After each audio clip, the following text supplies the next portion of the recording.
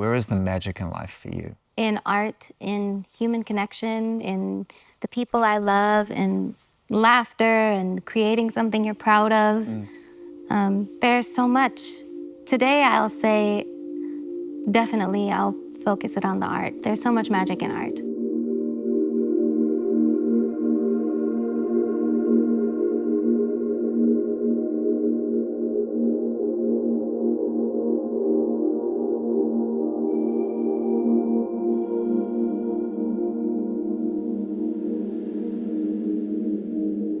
It's so good to see you in person. I know. Look at this place. This is like, I don't know, this is some kind of magic dreamscape overlooking Yeah. New York. Did you ever think you'd spend as much time in New York when you were a kid? I love, being so close to theater. When I used to come visit with my mom when I was little and my best friend Erin, we would see as many shows as we could every weekend. We would go to dinner and a show, or a matinee and then dinner and a show, and it was just the best. I mean, New York energy is so different, you know? They're great memories as well, getting Yeah. to spend time with your parents at an age where you get to kind of enjoy that before your identity takes over and New York becomes yours, it's kind of theirs. Yeah. What's one of your favorite memories about the time you spent with your mum before you decided to go out on your own and ended up here? Just her support, even from such a young age. She would fly me in from Boca to audition for Broadway shows, and, you know, I believed in it, so she supported me, and she never pushed me. She always was just kind of very supportive. And it's really happening right now. I mean, that must be extra specially sweet for you to have done so much work and completed this, you know, era with Wicked. Yeah. To be able to kind of trace it back to that moment. Because I'm sure she's super proud of everything that you've achieved, and the music is a big part of that. But for her to know that those trips to New York and those trips to Broadway and those matinees kind of led you back to that place in a strange way. It's nice. It's strange, but also not. It feels so full circle. It feels like home. It feels like pieces of the puzzle that have always been there, finding their way back again, and just a nice balance of everything. It's beautiful. I hope you love it. I'm excited for you to see Yeah, I it. can't wait to see it. And I was excited to know you were taking part in doing it. And it kind of leads us to this era for you as the artist that we know, or we knew. I feel like this album is a whole new step forward creatively for you, not just in terms of writing and producing the music, and the performance on it is incredible, but I get it. Like, I get the concept. Like, I get it. Thank you. And when I first listened to the album, I did that thing where I started to attribute all of these words and songs and ideas to the person. And then I was like, wait a minute, there's space and freedom to write within a concept, to push it even further. Is that kind of part of what motivated you to want to do it in a more conceptual way? Yeah, I think so. I mean, that's very protective and observant and caring of you to say. I think there's such a freedom within art in general, because you really can pull from anywhere. You can pull from your truth, you can pull from a concept, you can pull from a film, from a story you're telling, from a story about a relationship that a friend told you, from, you know, art is really, it can come from anywhere. Yeah, finding a home in Eternal Sunshine was a lovely costume to wear, I think, for this project. Because when we hear songs now, I think, you know, we jump on the timelines and we start attributing all of these things, and then they don't become songs anymore. They become lines and headlines and lyrics and words, and they stop being, Clickbait. and they stop being songs. And Sure. it's almost become kind of treacherous, I think, to tell the truth in music, because it stops being about the music so quickly. I think it depends where you look, though. I really do think that, yes, that is there, and that kind of noise has always been there in certain ways, in different ways, and I think now with social media, it's definitely more present or more available. Also, I do think that there are so many more people that are just able to listen to the music and take what they need from it, what they need to hear, what they need to heal, you know, what resonates with them. I think there are more people that are able to do that than the other, or maybe that's me being eternal No, you're sunshine, right. ignorance is bliss. No, you're not being But, idealistic at all. you know. The access is far greater. But you said it beautifully there. As long as we take what we need from it. Right, because it's no longer mine, really. It's Right. for you. So Right. if I send it to a friend and they have their own experience with it, or they take from it a new meaning that I didn't even consider when writing it. That's, the beauty of it. It's not really mine anymore. That's why that's when it clicked for me when I was listening to it, and I thought, okay, it starts with a question and it ends with an answer. Yes. Right? The question is, how do I know if I'm in the right relationship, if I've found the right person? And it ends with the most timeless piece of advice that anyone with any wisdom will give you, which is, don't forget about the little things. When did you realize that the album had that start, that question, but you also had the answer at the end? Honestly, I didn't realize it until I found the voice note. I knew Ordinary Things was the end of the album. I was like, this is the last song. But I wonder how I can put that button on it and have it land emotionally the way that I feel it can. And how can I answer the question? I always record my Nona when I'm with her because you never know what she's going to say. And she's the most hilarious person in the world. And I had this 30-minute voice note of her and her friend Shirley talking.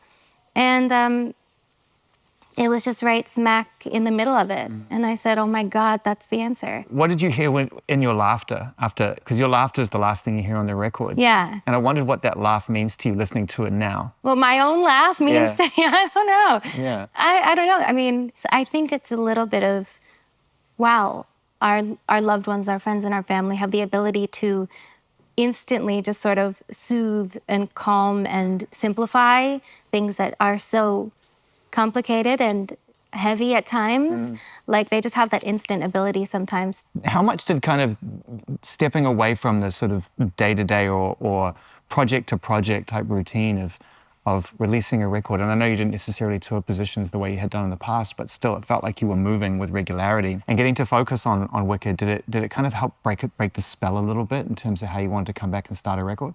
Yeah, it definitely did. I mean, I tried to put music as far from my brain as humanly possible while I was working on Wicked, because I think in order to fully give myself to Glinda, I needed to really put that in a box in a big way. Everything from the way I sing to the way I speak, everything kind of had to be different for a long time so that I could be fully present in it. It also really allowed for coming back to it to feel so much more special and so much more enjoyable. Yeah, I learned a lot about, I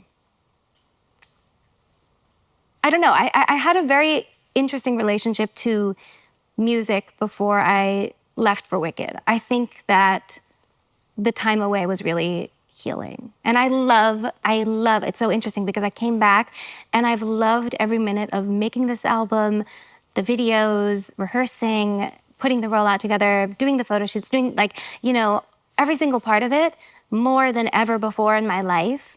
I've been able to be so much more present and enjoy it and savor it this time in a way that I don't think I was able to before. It must have felt almost like you were working in secret, which I don't think it must be hard to feel that way when your last album was hugely successful. You came off a tour and everyone's still dialed into your frequency. What were those days like when you were working on your own? Because I know that you obviously worked with Max Martin and with Ilya, which is great, but I'm also really interested in that time you spent just on your own, just figuring out what the songs meant to you and how you were going to construct them and produce them. Well, it was very vulnerable. I mean, I had this amazing trip in September that was just me and Max, and we started these little seedling ideas, and we had a collection of beats that we liked and we wanted to expand upon, and he left me with like a big folder. I would come in and try things and FaceTime when I was done and be like, what do you think? Oh, this is fine, I don't know.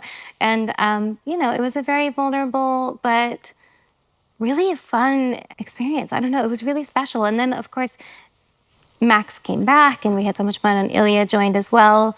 And Shintaro was sending beats from afar too. So that's kind of how it started. I think the first two things that I wrote were End of the World and Eternal Sunshine. So those are both Shintaro's as well. So and you knew the concept at that moment. Eternal Sunshine came out because that was ultimately where it was going to add up to the idea. I actually don't remember when it clicked to me that was what was happening. But yeah. End of the world is such an interesting way to start the record, and I think like when is the world not coming to an end? I mean, at least that's how it feels for everybody, I'm sure. I mean, it's like we sure make a real habit of taking a look at even the good things in our life and looking just past them at what could possibly go wrong. You know, do you catastrophize things as much as anybody else, you know, when it comes to life?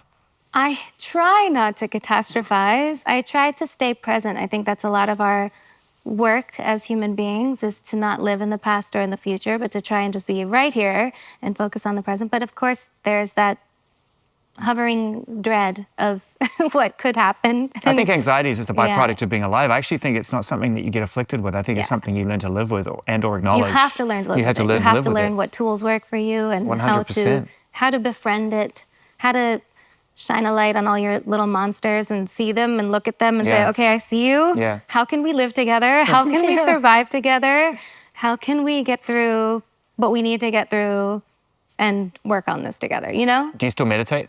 I do, every day. What's the trick? What's the secret? Because there really isn't. Struggle with it. It's one of the only things I can do everything else, but that I just... Are you judging your performance? Are you saying, okay, my mind is jumping around, I'm not doing a good job? I'm marking myself at the end of every meditation. No, I'm serious. That's what most people say to me. They're like, okay, I don't think I'm good at it. I'm like, well, doing it at all is good at it. I mean, you really can't judge yourself. That's a good place to start. Just doing it is great. As David G would say, it's all a part of the meditation. So if a phone rings, if a dog barks, it was meant to happen. It's a part of the meditation. How do you apply it to your creative energy? Like, do you, when you're in a creative space, sometimes do songs come from that experience, I guess is my question. I don't think so. I think taking care of your brain as much as possible is always productive. I think it definitely helped me more with acting than I can see it being present when I'm doing music, but I think it helps everything. That's always like daunting, is when you have been rehearsing something for months and months and months, and then you have that one scene that one day, you know, and it's like, oh, today's the day that has to be there. So you can't get in your own way. And how do you judge yourself differently, if you judge yourself at all from that position, or at least approach it from a point of view of like of self-awareness? Because with music, at the end of the day, it's a very personal expression from within. Right. But on set, I'd imagine if you're looking back at a take or the rushes, it must be hard not to look at yourself differently, at least judge your performance differently, and maybe be harder on yourself in that sense? I try to not really do much of that with acting or with Wicked in particular, because I mean, I loved to see stuff because it was exciting to take a peek every now and then and see whatever, but I just didn't want to be too aware or conscious of, you know, I just kind of wanted to be living in there, in her, and not aware of what that looks like. Yeah, totally. And you have to trust the director and trust the people on set too, before they got what they need, right? Yeah, totally. I think it could be a little distracting. Was there a song that when you were working on this album that kind of presented itself with no delay and no obstruction whatsoever, and it just fell out of the magic space for you? Something really beautiful about this writing process was that if it was taking too long, or if it became too mathematic, or if it became too, we're drilling this pre-chorus to get the right thing, we kind of would bounce around or try a different idea or come back to it and whatever, and just do melody passes until it just fell out. So I kind of do feel like everything fell into place that way with this album, just sort of organically. And because it was fast, right? You did it quickly. It was fast, but it wasn't too fast. I think it was like 3.5 months. I don't know how people leave the studio. I mean, I can imagine it's just such a rewarding place to be, that to actually execute on something must be one of the hardest things. Like how they letting it go. Yeah. Like I thought that must be where the emotion was coming from. I saw some of the videos of you playing it for people, and I could see how you were just trying to hold it together. But is that really I'm a Cancer. It's all very emotional. Yeah, I can imagine that was kind of part of what was going through. Will you tell me what was going through your mind when you first started to play it to people and the emotion caught you off guard? I think I've been doing this a long time with the same team from Republic Records, and I love them all so much. You know how many times I've called Monty and Wendy and Joe and Avery and Tahir and Rappo and Donna to hear a record, to hear a song. This is my 7th time. It's just a long time to be doing this, and I think this is the first time that I have felt truly present for it and able to enjoy it the way that we were talking about before. So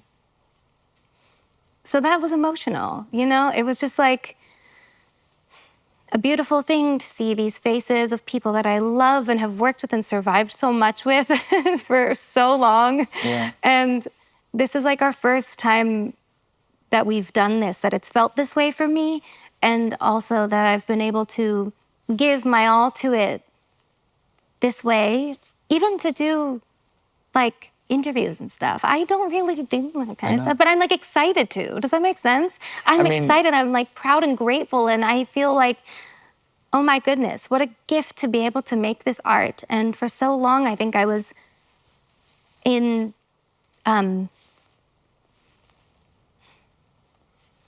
hiding from it, hiding from my success or from what comes with it. And it was really impacting my ability to be able to love what I do for a long time. Oh my God, I don't want to get choked up, but yeah, it was really making me resentful, I think, for a little bit of time. And I don't feel that way anymore. I'm so I happy feel like I'm able hear to that. let go of that Yeah. and enjoy it. And I feel really proud and grateful for that. Sorry to like go there, but it feels very different. I think that's why I was so choked up, even just playing them the songs, because I was like, whoa, this feels so different this time. What was really hard for us as fans was to see this thing that you were giving to us as a gift, to your point, feel like it was soundtracking these tough times. And I wouldn't have blamed you if you hadn't made a record for a long time. I think between like that, the unpredictability of what we were just discussing, versus also like the game of it all, was something that when I started making music when I was young, I didn't really expect that or sign up for that. Like I just loved music. I didn't know it had to be a game. I didn't know people were going to try to pit me against people I love. I didn't know that, you know, it was going to do such strange things. And I think I was very young and processing all of that.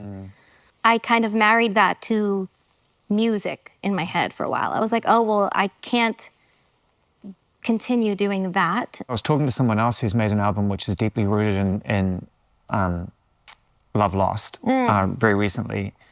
And I made the observation that even though the album goes through all of these different experiences of losing someone that you care about, it actually still was a love album to me. Because, you know... This feels very much like that. Yeah, it does to me. There's no... To me. It doesn't just have to be an everlasting love story. Love is complicated. Showcasing both sides of it is kind of what I tried my very best to balance in the music is, you know, this feeling can be true and this feeling can also be true simultaneously. And I think that's something that we can ignore sometimes. You know what really helps you face it down is Saturn's Return. Oh, yeah. I remember mine super well. Do you? Yeah, I do. And it's a unique experience because it's almost a mathematically perfect equation, but is unique to everybody else. It's like one of those things that is a planetary alignment that really should put us all in some grid, but it's not like that. It's super individual and it applies itself like magic to everyone's life. So, Ari, what was your Saturn's Return like? Oh my gosh. My Saturn return, what was it like? It was pretty chill. Nothing changed. Pretty uneventful. Seriously? Pretty uneventful. Nothing, I can't think of a thing that changed about my life. You don't have to go into specifics, but from a personal level, how did you grow? In all seriousness, I think I kind of learned that I wasn't really listening to myself in a lot of areas where I could have been. It's like my nervous system was screaming at me to make certain changes for a long time, but I think I was kind of a person who wasn't listening. I don't know. I tried to listen to it more. It's an interesting time in your life because it applies itself to every aspect, and I think we make a lot of it about relationships and a lot of it about self, but... Oh no, it's so much about your relationship to yourself. Yeah. That's mainly what I mean. Yeah. Like for me, I was like, oh, I'm not listening to myself. I need to start listening to why am I doing this? You know, it's not protective to ignore these feelings. It's actually counterproductive. It's actually more harmful to not. Supernatural as a song, I love. It's one of those moments that to me kind of comes out and is an immediate comforting and very visceral moment. But I love the sentiment of supernatural and the idea of what it means. What is most magic about life to you? Where is the magic in life for you? In art, in human connection, in the people I love, in laughter and creating something you're proud of. There's so much. Today, I'll say, definitely, I'll focus it on the art. There's so much magic in art. Do you remind yourself more often than not throughout the day to appreciate where you stand? Absolutely. I think the only possible way to survive is with gratitude, is to stay rooted in gratitude and sort of be thankful every day for everything that's so easily taken away. And it's so easy to get wrapped up in negativity or what, challenges are here in the day. It's time to get into this kind of concept a little more because, for me at least, because I love the film and I recognize now that there is a thread from the movie, not a literal sense, but just the feeling of the movie that goes through the record. What prompted you to link this album to the film, if it is that literal? I think the movie is so beloved because so many people can relate to knowing that something isn't right, but loving so much and wanting to stay and wanting to figure it out, and that cycle that can happen in the film. I think that's why the film is so beloved, is because so many people can relate to it. And I think it kind of fell into place that these songs had little tidbits of that theme. Do you remember the first time you watched it? By it. I was really young. I'm a massive Jim Carrey fan. I don't know if you know this, but my first screen name was Jim Carrey Fan 42. So I was definitely very young. Yeah. It's always been a favorite of mine. What's it been like meeting him? Thrilling. He's even better. You know how sometimes you get nervous to meet your people because you never know how they're going to be and it's very scary? He couldn't be better. I love him so much more after meeting him and working with him on Kidding. What's Max Martin like? I just want to meet him. He's like the biggest mystery, the most successful pop producer. He just turned into an absolute child. It was my favorite thing. What's Max Martin like?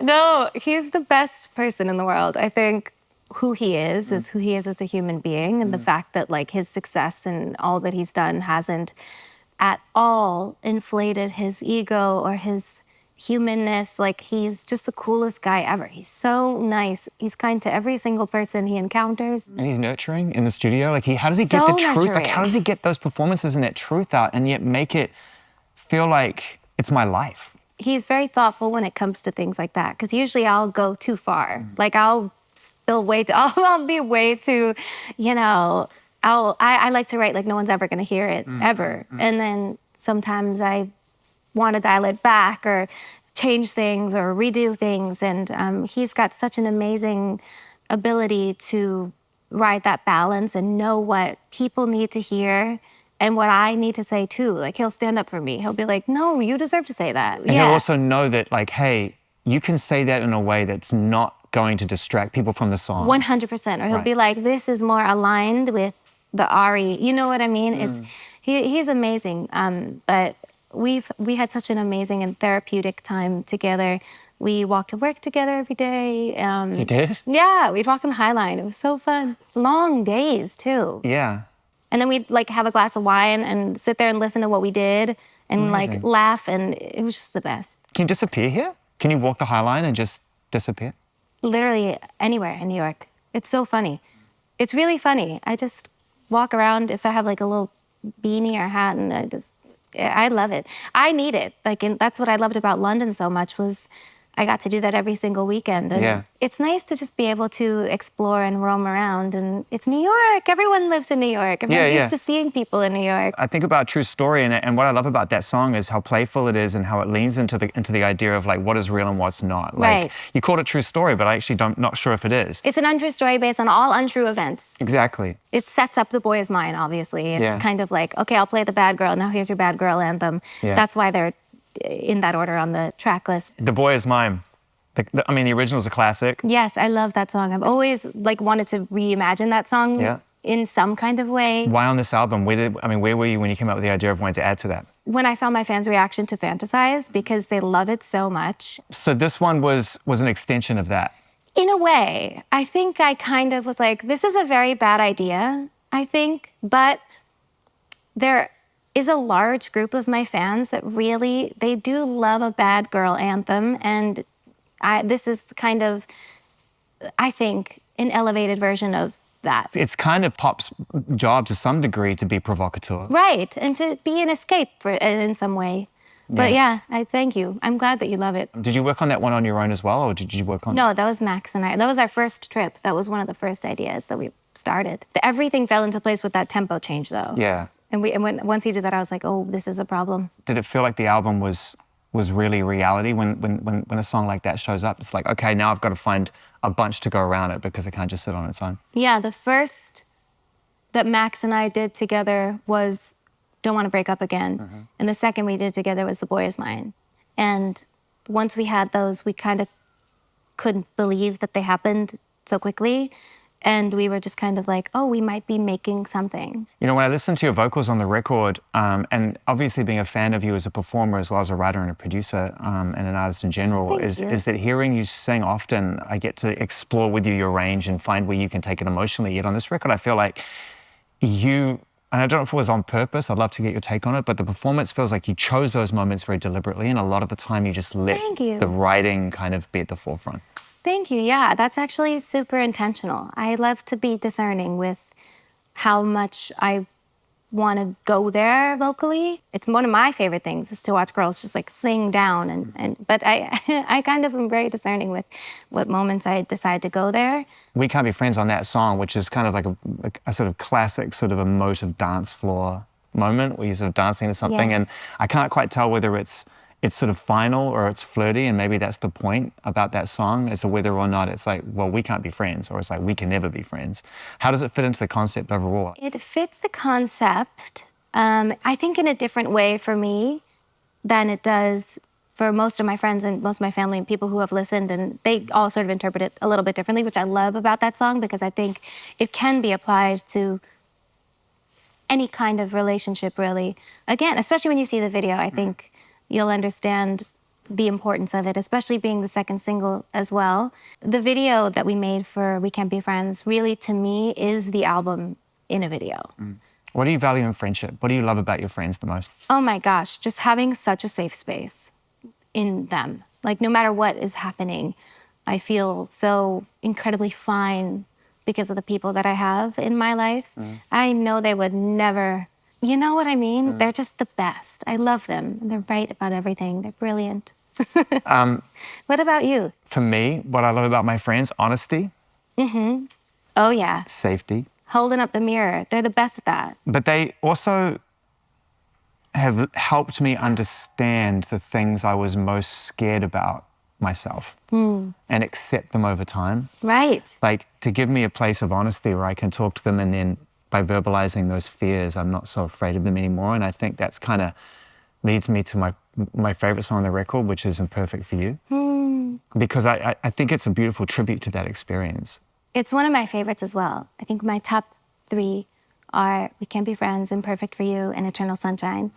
But I think the most beautiful thing about Imperfect for You is that we all know those people that we feel that way about and that we are so lucky to have because they see it all, they hold space for it all, and it fits in their imperfections too. Like, we're so lucky to have friends, family, loved ones that are just so accepting and real with us no matter what. It's like such an important song in my opinion because we live in a time where everything is boiled down, but that song kind of demands room for nuance and humanness and complexity that we're so used to like being stripped of these days. Will you find the time and have the energy to want to tour this album? I miss doing shows. I really do. If there's a chance to in between the Wickeds or right after the Wickeds, I will, of course, do my best to do it. I think I just have to sort of, like my relationship to music, I have to redefine my relationship to doing shows because I think that's something that suffered a lot as well because of my own trauma, my own sort of like lack of boundaries when I was younger. I think it allowed for me to sort of have an anxious association with it. But I think that was where I was. So being here now and kind of, I like look forward to it. I'm excited to redefine my relationship to touring and to doing shows when time allows. But it is something that I'm like, yes, I would love to.